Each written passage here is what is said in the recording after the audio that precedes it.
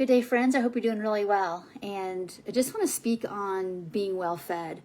And it's bigger than just, of course, getting your nutrient needs met, your calorie needs met. It's a very regulatory process, meaning it can help us get into a space of basically rest and digest and feeling safer inside. And it does this through two means. And I get it that most of us come into an eating disorder healing space and it feels like food's the threat. But once we kind of get we become these compassionate witnesses and we get like, oh, the food was never the problem. It's just the too much or not enough in my life, that the what and the what of the relationship with food and how I was taught that, food works was really the threat, and the sources that information came from could feel like a threat, but it's not necessarily the food's threat. So once we kind of got our mind kind of in more honestly like coherence with truth, what we recognize, like, oh, like inside my body, in my body, my physical physiology, I feel more settled for two reasons. One, the body does get stressed out from lack of food. It just does. And that's a good thing. The body is giving us signals of distress because it needs nutrients to run all its body systems. That's just how it is. And when we don't have it, there are stress signals from that, whether it's shakiness, headaches, food noise. And everybody loves the food noise word. That's just code language for either I don't have enough fuel or how I'm thinking about my eating is causing me distress. So there's that part. So number one, food actually helps our bodies feel less in threat physiologically. Two, remember, eating disorders don't happen in a vacuum, and chronic dieting and emotional eating don't happen just because that sounds like fun.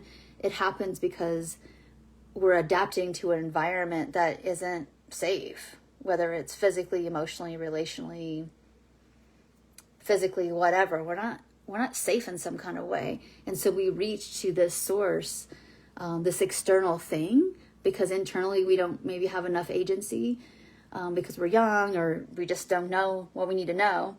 And the other relational pieces of our life aren't working. So we reach to something else external, which is the culture, to tell us what to do and how to eat.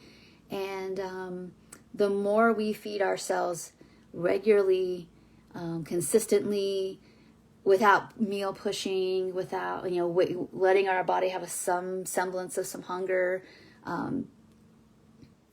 as to not reinforce that either hunger signals are a threat or fullness signals are a threat. When we start to eat in a kind of in a competent manner, our bodies also start to like, oh, okay, there's somebody here that hears our needs and meets those needs. And that provides a lot of healing on just unconscious level that we can't always name, but we can feel. All right. So eating, I'm going to call it eating, I guess, competently, nurturing and nourishing yourself regularly, provide a lot of ventral or self-regulation, because you're telling yourself like, hey, the environment, like inside, outside, regardless of actually what's happening, it's relatively safe enough. You can take in this nourishment and physically start to grow and thrive. Secondly, you're telling yourself that you're a trustworthy person, and that is rebuilding care and that your needs matter. And that's very, very extremely important in recovery. So thank you so much for watching. Thank you for those who came live. I hope you have a good rest of your day. I hope you take this information and apply it, because hearing words, that's great.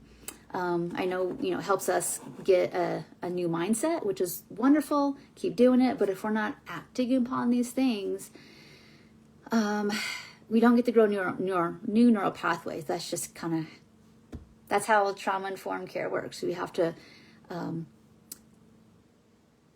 I know we go as fast as the slowest parts can go, but we do have to take action to prove that the new thing isn't the threat that the old wiring says it is. So I hope that makes sense. I'd love to hear about your action steps below in the comments, and I just hope this video was encouraging to you all. Take care. See you next time. Bye for now.